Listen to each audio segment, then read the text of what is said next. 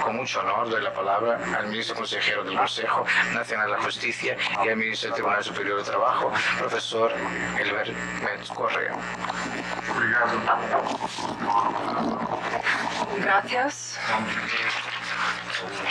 Saludo a las autoridades aquí presentes.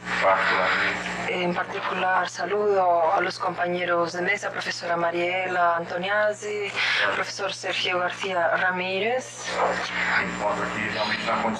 Y aquí estoy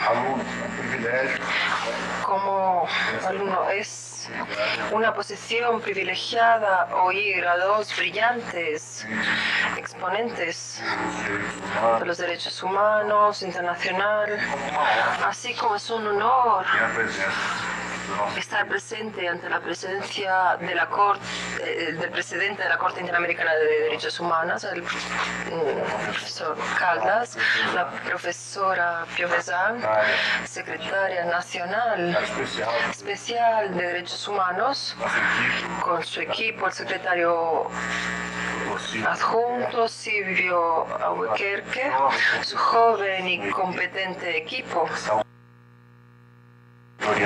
a quien saludo en la persona de la doctora Victoriana y la ministra Teresa, nuestra anfitriona, a quien me gustaría agradecer por esta invitación y esta ocasión, esta oportunidad, la organización de este evento, que ingresa en la historia no solo de la ENFAN y del Superior Tribunal de Justicia, como también de este movimiento tan bien ilustrado por los ponentes, que busca contextualizar los ordenamientos internos, contextualizar toda la producción y vocación del derecho internacional de asegurar condiciones dignas y humanas para todos los seres en el planeta. Mi propuesta, después de estas presentaciones tan brillantes, es muy modesta. Voy a intentar demostrar por medio del ejemplo concreto vivido por nuestro país en el sistema interamericano de derechos humanos, esta eficacia a la que ha hecho referencia el profesor Ramírez, que trascende la sencilla implementación de las recomendaciones de la Corte Interamericana o de las sentencias de la Corte Interamericana. Y creo que una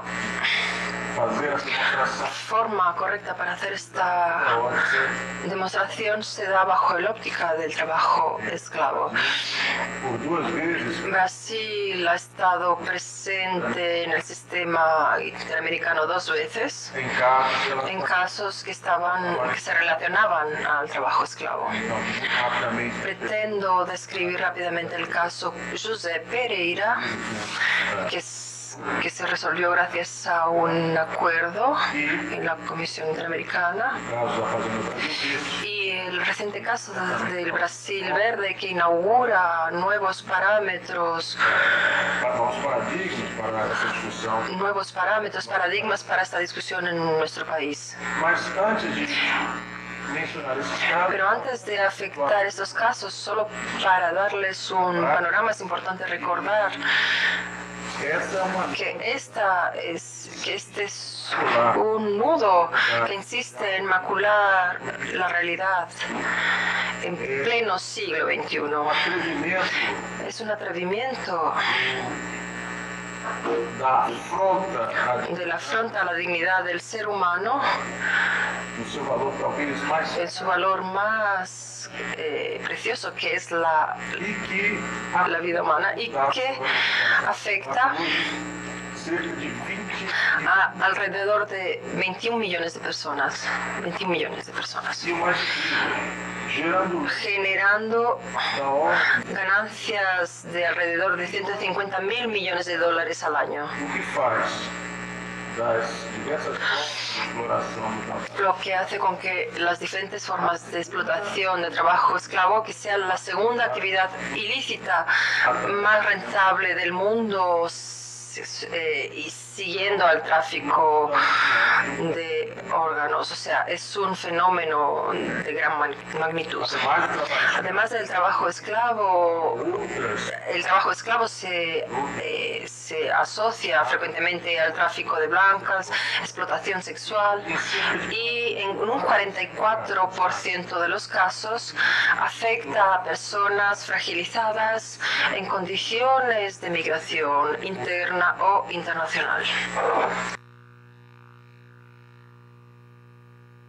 En Brasil, hasta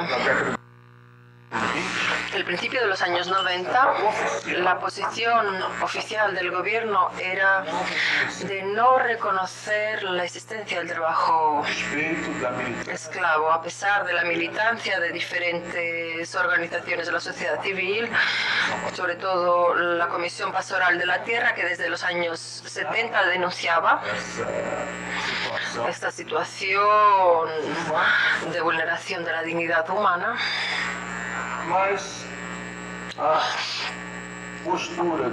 Y la postura de cerrar los ojos ante esta realidad era predominante y llevó a un empeoramiento de la situación acoplada a la lucha por la tierra. De forma general, hasta la sentencia del caso Brasil Verde, que habla sobre los esfuerzos gubernamentales para la erradicación del trabajo esclavo, que empezó en 85. Antes de esto, en el 95, antes de esto, en realidad, ya existían esfuerzos desarticulados, poco eficaces, de autoridades que se sensibilizaban ante estas denuncias y que buscaban actuar en el combate y la lucha contra el trabajo esclavo, como por ejemplo en el Foro Nacional contra la Violencia en el Campo, ubicado en la Procuraduría General de la República, presidido por el Procurador de los Derechos del Ciudadano Álvaro Augusto da Costa. Algunas inspecciones comandadas por auditores fiscales de trabajo y miembros del Ministerio Público fueron realizadas y lógicamente la reacción fue la más traumática posible. Se llegó al punto de que en una ocasión, en una operación realizada en la ciudad de Campos de Goytacazes, en Río de Janeiro, en el estado de Río de Janeiro, en el exacto momento en que la operación se realizaba en el campo, el delegado regional de trabajo, autoridad máxima constituida en el campo de la inspección de trabajo en el estado, daba una entrevista en vivo, comunicando que aquella operación no era reconocida por el Estado brasileño y por lo tanto todos los actos serían declarados insubsistentes. O sea, su equipo y los miembros del Ministerio Público que acompañaban el caso estaban expuestos en aquel momento a actos de revanche. A partir de esta situación, y aquí reconocemos que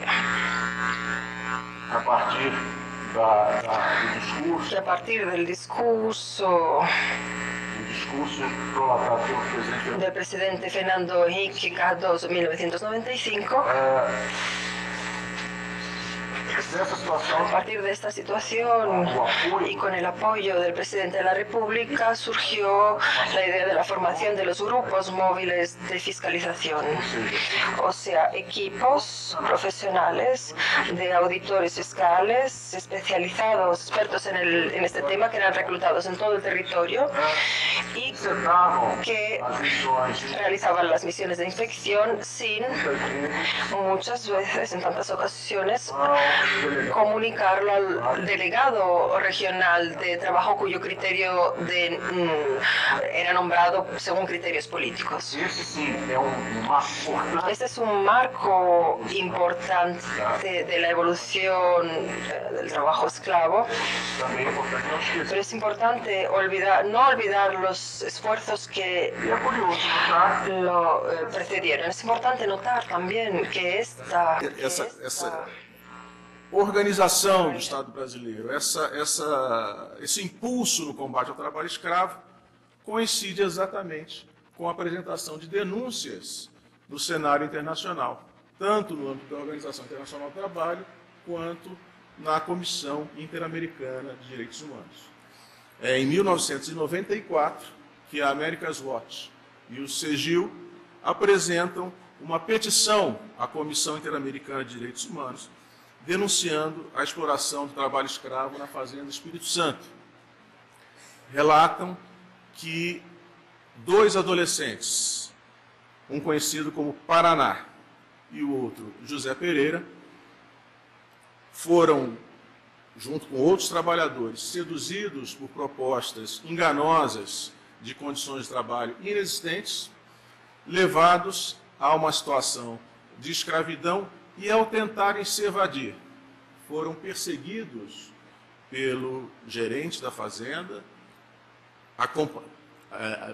não pelo gerente, perseguidos pelo contratista, o conhecido Gato, aqui, acompanhado de seus jagunços, e foram alvejados, sendo que o Paraná veio a falecer e José Pereira milagrosamente escapou, fingindo-se de morto. Então, o corpo de Paraná e o José Pereira foram abandonados num terreno e, quando se viu mais seguro, deu continuidade ao seu processo de fuga e conseguiu chegar à Comissão Pastoral da Terra. É a partir dessa denúncia que se leva ao conhecimento da comunidade internacional, por meio da Comissão Interamericana, a situação, não apenas a situação de violência contra trabalhadores, mas a absoluta falta de responsividade das estruturas oficiais do Estado brasileiro. Os fatos ocorreram, como eu disse, em 1989 e, além dos 2 adolescentes, também alcançou cerca de 60 trabalhadores. Em 1998, 9 anos depois, o Ministério Público ofereceu denúncia contra os responsáveis. E, ao oferecer denúncia, propôs ao proprietário da fazenda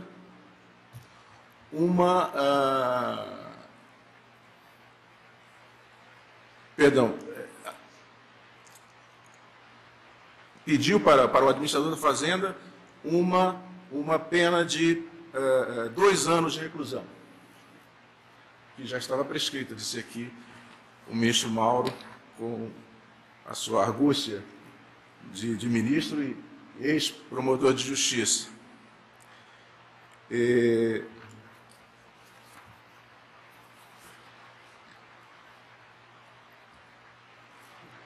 Os demais agentes, em relação aos demais agentes, decretou-se a prisão preventiva, nunca cumprida. Nunca. Diante dessa ineficácia no combate a uma infração caracterizada à lei brasileira e aos direitos humanos, o caso foi trazido à Corte, à comissão, que reconheceu efetivamente a responsabilidade do Estado brasileiro em relação à situação denunciada. E, em 2003, vieram as partes a celebrar uma solução amistosa em que se reconheceu a responsabilidade internacional do Estado. O Estado brasileiro reconheceu que os órgãos estatais não foram capazes de prevenir a ocorrência da grave prática de trabalho escravo, nem foi capaz de punir os autores individuais das violações denunciadas. Ajustou-se, então, o pagamento de uma indenização pelos danos sofridos pela vítima. E, como mencionava o professor Sérgio e a professora Mariela, talvez, ou seguramente mais importante do que a indenização, acordou-se adotar medidas de natureza preventiva, com impacto no próprio ordenamento jurídico e na organização, na forma como o Estado se organiza para dar combate ao trabalho escravo. Dentre essas medidas de natureza preventiva, o Estado brasileiro, por exemplo, comprometeu-se a pugnar pela competência da Justiça Federal para processar e julgar os casos de trabalho escravo.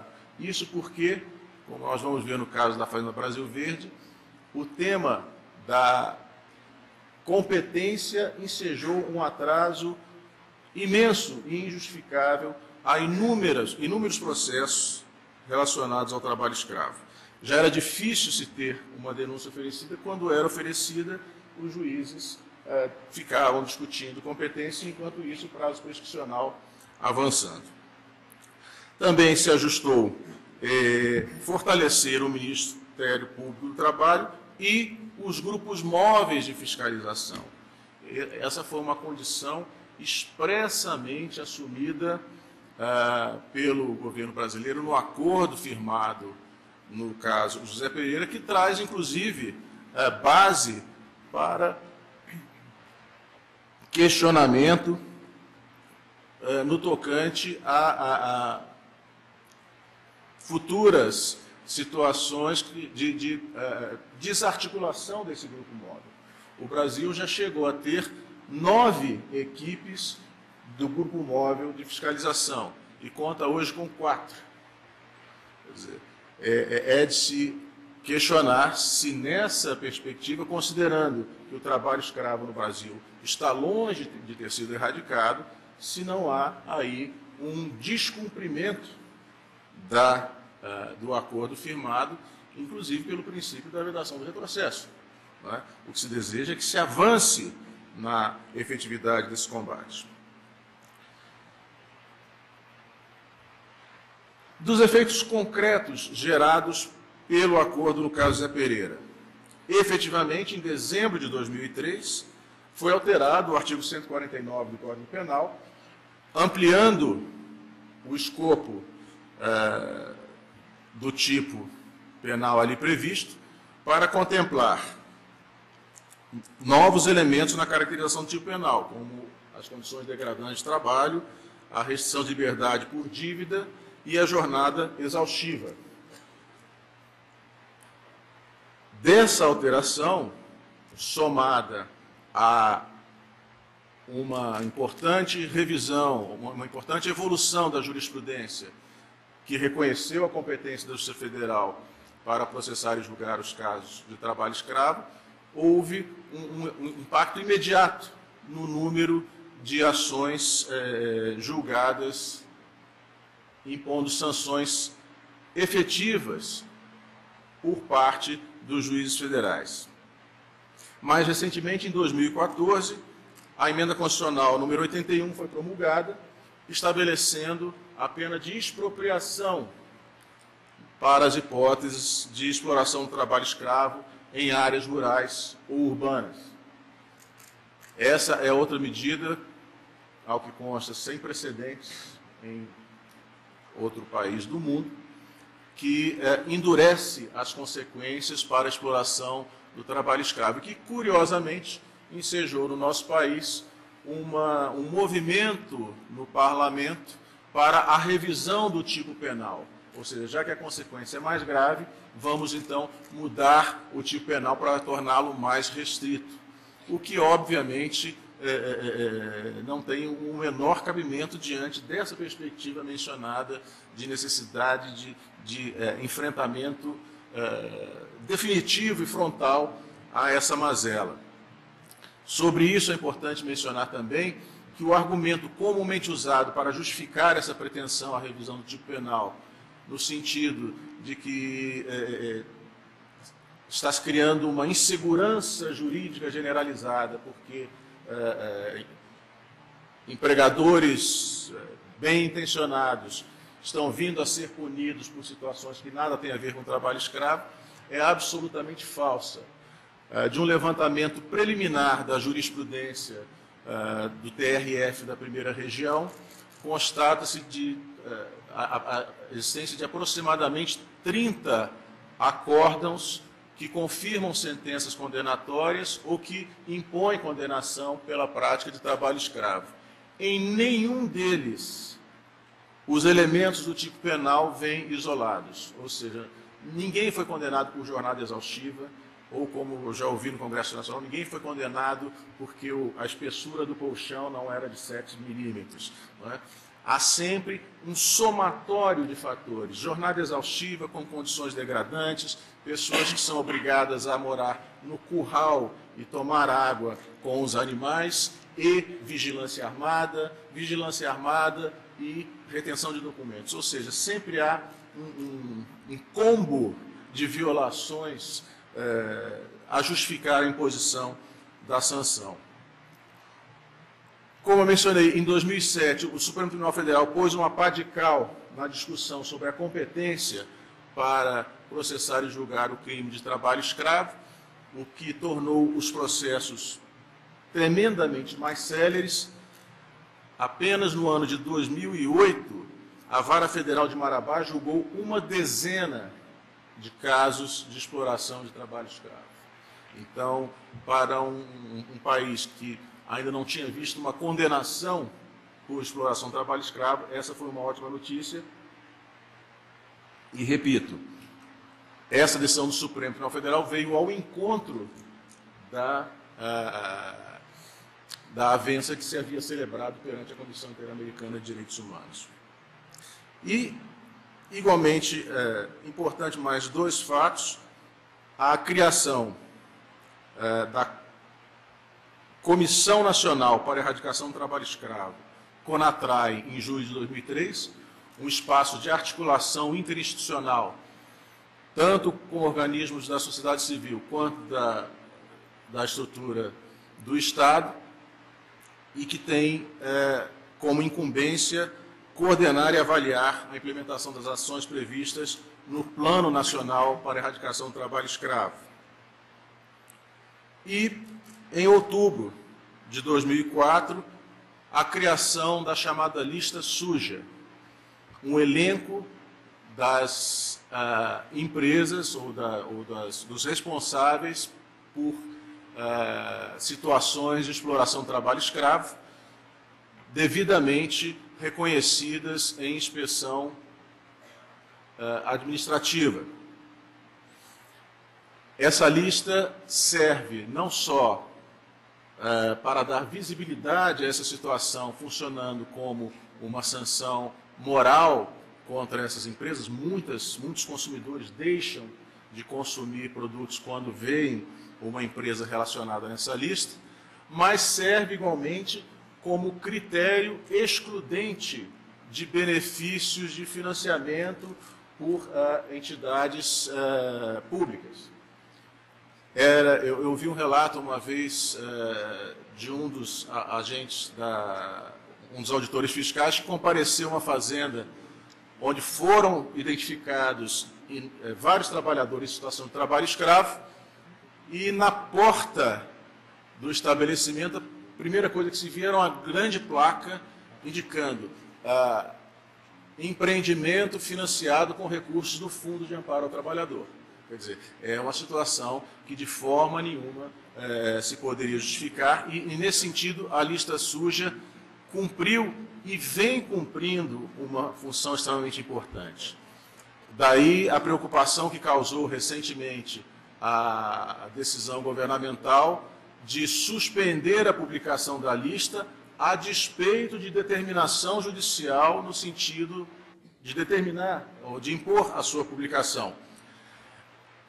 A publicação acabou sendo feita, mas o governo mantinha um grupo designado pelo Ministério do Trabalho, inclusive sem considerar que a portaria é uma portaria interministerial do Ministério dos Direitos Humanos com o Ministério do Trabalho, e o Ministério do Trabalho designou uma equipe, un grupo de trabajo para revisar los criterios de este decreto, y este grupo de trabajo fue extinguido en el día de ayer. Una decisión muy sensata y razonable de extinguir este grupo, no porque el decreto no pueda sufrir algún tipo de mejora, y sí porque debe ser fruto de una discusión con el Ministerio de los Derechos Humanos y lógicamente con la CONATRAE, que es el locus natural para la discusión de estas políticas. Y como resultado de esta intensificación que tuvimos entre 2000 y 2015, de la actuación de estos grupos móviles de fiscalización, se realizaron 1.890 operaciones entre 2000 y 2015, rescatando más de 49.000 trabajadores y trabajadoras, y el pago de 95.500.000 reales en derechos negados a estos trabajadores. Sumado a esto, por iniciativa del Ministerio Público de Trabajo, indemnizaciones por daños morales colectivos, valores cobrados de los infractores por la gravedad de la lesión provocada al orden jurídica y a la sociedad. Una entre estas indemnizaciones alcanzó los 5 millones de reales. Debido a la dificultad presentada, a los obstáculos presentados por el acusado. Y estas sumas sirven para proyectos para la mejora de vida en los locales en que estos trabajadores vivían. Un gran problema que detectamos en estas situaciones de explotación del trabajo esclavo es la absoluta falta de oportunidades y perspectivas de estos trabajadores en sus ubicaciones de origen. Son localidades con bajísimo índice de desarrollo humano, sin condiciones de conseguir trabajo adecuado, lo que fomenta,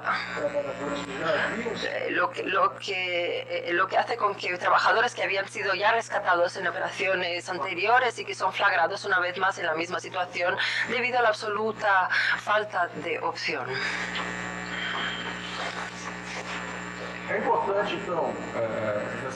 Es importante destacar que en el caso José Pereira,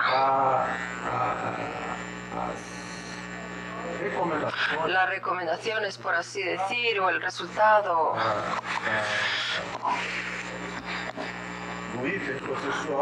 del ítem procesual adviene de un entendimiento entre las partes, de un acuerdo. O sea, existía una voluntad política de dar una correcta implementación y, como dije antes, de trascender esta implementación provocando un impacto efectivo en la realidad social. El caso de la Hacienda Brasil Verde sucedió en una situación diferente. No se trata de un caso que haya sido resuelto por la convergencia de voluntad de las partes, y sí gracias a la decisión de la Corte. El caso se inició en 1998 en la Comisión Interamericana de Derechos Humanos por iniciativa de la Comisión Pastoral de la Tierra y de Sigil, y son referentes a hechos de 1988. Voy a resumir el relato porque es un caso bastante extenso. Entre las visitas de la Policía Federal y de la Fiscalización del Trabajo, fueron en 88, 89, 93, 96, 5 visitas fueron realizadas y no encontraron ninguna situación de trabajo esclavo. Encontraron una firma de documento con un documento en blanco, más allá una situación de trabajo degradante, el cobro por los calzados utilizados en el servicio, los servicios realizados en el campo, por el trabajo realizado en el campo. Y en estas inspecciones los agentes no vieron el bosque porque había muchos árboles. No consiguieron conectar los elementos para reconocer la realidad que se presentaba hasta que en 1997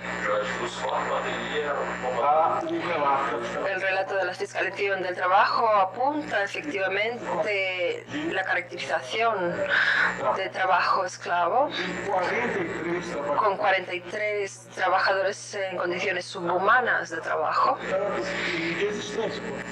y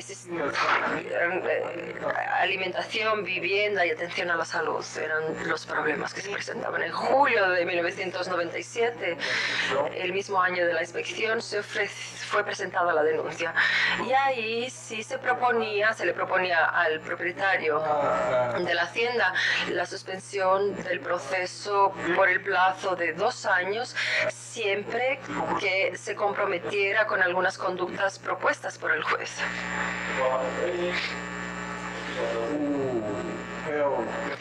El acusado pensó bastante sobre el tema y compareció entre la audiencia en septiembre de 1999, 2 años después, compareció y aceptó la oferta del juez, que consistía en el pago de 6 canastas básicas en el municipio de origen en San Paulo.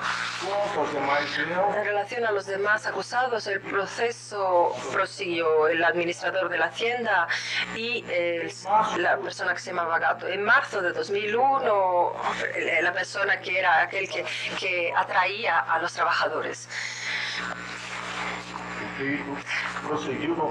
Se prosiguió en la justicia estadual del estado de Pará hasta que en 2003 el Ministerio Público del estado de Pará pidió la absolución de los acusados por falta de datos, de indicios suficientes de autoría del delito. En noviembre de 2004, el juez de derecho suscitó un conflicto al declarar su incompetencia y fue juzgado en 2007, afirmando la competencia de la justicia federal.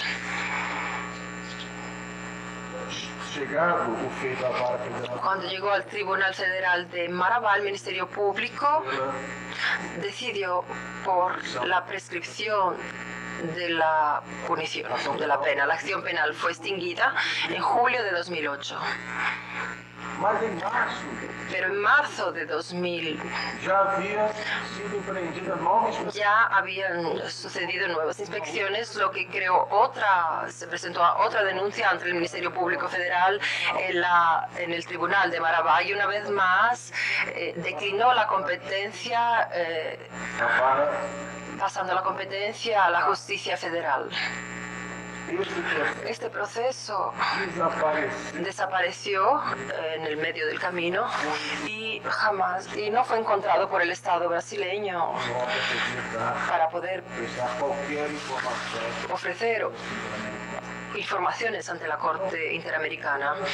Es un caso en que tuvimos de todo, transacciones penales para dar 6 canastas básicas, prescripción, desaparecimiento de los documentos del proceso, caracterizando evidentemente en 2001 este envío de los documentos.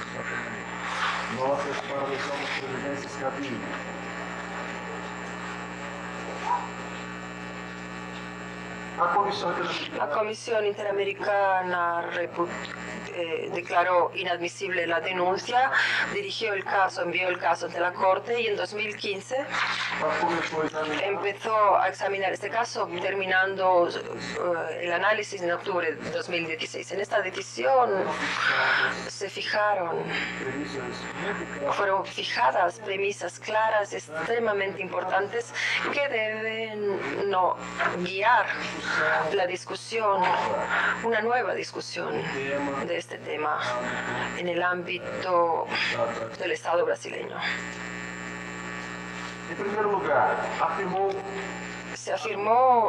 afirmó la Corte Interamericana que a proibição la prohibición de la esclavitud constitui se constituye categoria de norma como categoría de norma imperativa, ius cogens, e que a escravidão, y que la esclavitud todas en as suas formas, cada una de sus formas, incluso las formas relacionadas o derivadas, configura crime se configura como delito contra la humanidad. também por consideração grave, violação de direitos humanos, Y siendo un grave crimen contra los derechos humanos, es imprescriptible. como norma de ius cogens, Como norma ius cogens, não é possível no es posible que el Estado convoque cualquier tipo de disposición dentro de su legislación interna para no aplicar o no cumplir aquella indicación. foi ainda um fator que as formas Las formas análogas a la esclavitud, incluso servidão por dívidas, servicio por deudas, trabajo forzoso y tráfico de blancas, tiene la misma naturaleza que la esclavitud y de la misma manera deben seguir la prescripción de la imprescriptibilidad. Y que la ausencia de participación del Estado en la práctica del delito no interfiere en el reconocimiento de la responsabilidad del Estado cuando la vulneración o violación se refiere a prevención y garantía de un derecho humano establecido en la Convención Interamericana. Aquí recordando las lecciones de la profesora Flavia Puyovesan en materia de derechos humanos y la participación del Estado para que haga cumplir y respetar, proteger e garantia. y garantizar. Então, ainda que não tenha O sea, aunque no haya habido la participación directa de la gente, el Estado falla en su deber de proteger y asegurar separação necessária la reparación por la vulneración, violación de los derechos humanos.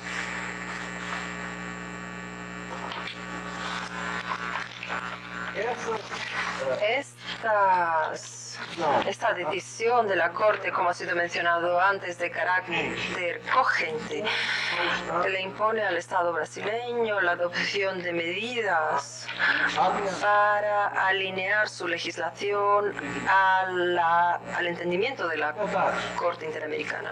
pode ser Sí, es verdad que por depender del proceso legislativo, tal vez estas alteraciones pueden tardar, mas é absolutamente necessário pero es absolutamente necesario el compromiso con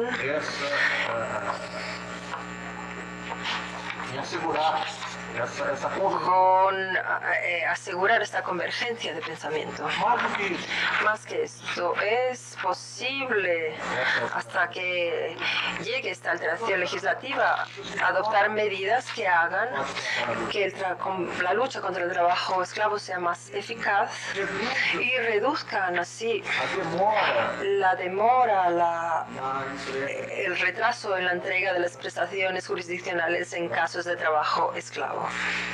algumas medidas Algunas medidas desde já podem ser implementadas que pueden ser implantadas a partir de un cambio del entendimiento jurisdiccional, por ejemplo, a admissão la admisión da colheita de la recolección de la prueba en el momento de la inspección das autoridades por parte de las autoridades de fiscalización del Estado, una especie de procedimiento de producción anticipada anticipada de pruebas.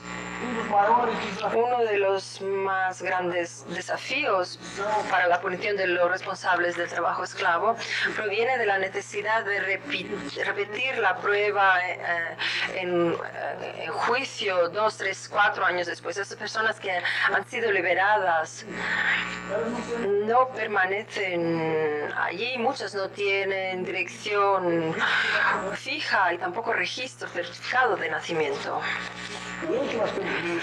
Hoy en día tenemos medios tecnológicos que permiten una audición inmediata, pero muchas veces, aunque no exista esto,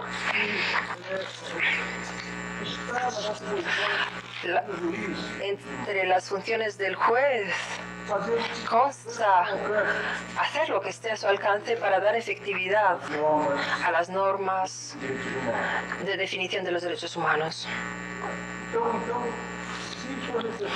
O sea, si es necesario desplazarse al local para recolectar las pruebas, pues tiene que actuar de esta forma, tiene que hacerlo. Tenemos la experiencia de las jurisdicciones volantes, móviles, que nos traen un beneficio general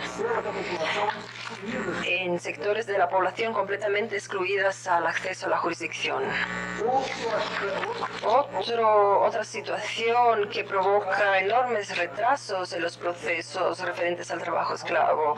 Las audiciones de los agentes de inspección y de policías que participaron en la operación, que son oídos por medio de cartas precatorias. O sea, un juez se ofrece, sustituye al otro para que convoque a los agentes de inspección en 2, 3, 4 estados diferentes, y estas cartas rogatorias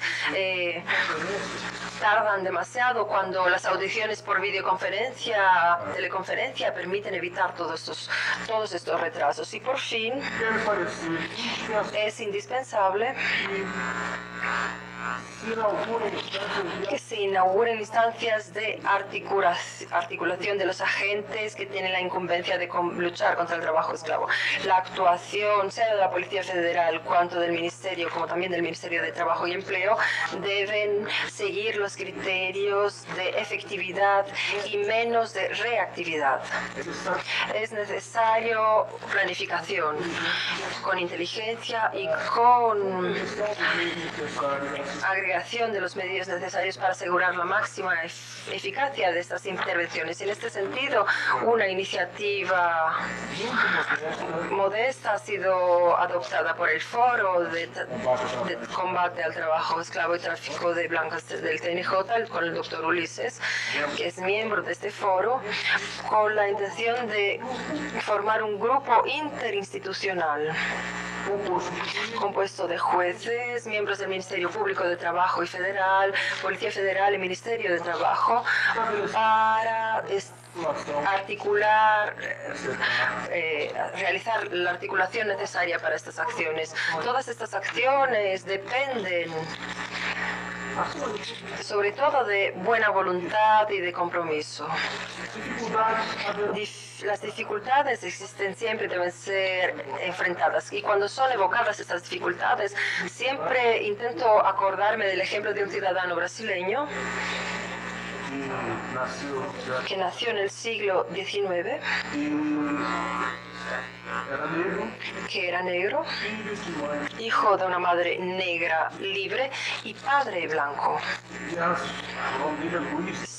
Es una persona que se llamaba, un hombre que se llamaba Luis Gama. Su madre, por estar involucrada en movimientos políticos, participó en la Sabinada, fue deportada, fue enviada a su país, y él vivía con su padre, que tenía problemas con los juegos de azar y con bebidas alcohólicas, y vendió a Luis Gama como esclavo cuando tenía 10 años de edad.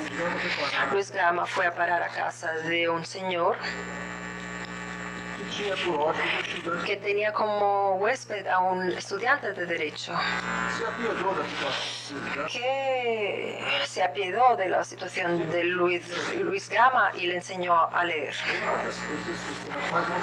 Este joven no se imaginaba el bien que estaba haciendo a la humanidad al enseñarle a leer. Y con esta herramienta, Luis Gama logró escribir una carta a unos conocidos y produció prueba de su condición de ciudadano libre, obteniendo así su liberación judicial.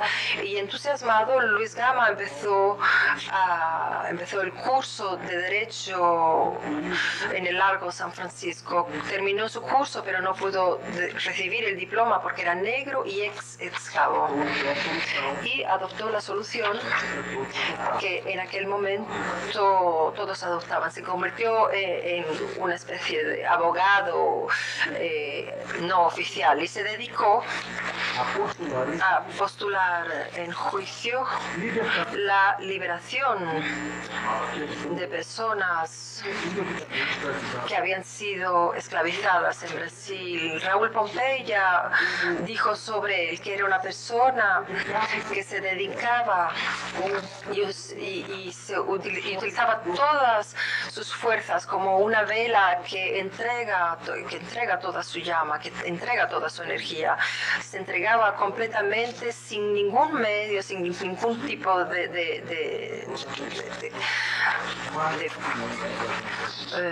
sin ningún tipo de instrumento, libertó a 500 personas en el Estado brasileño. Con esto termino y los estimulo a cumplir también con su parte. Muchas gracias.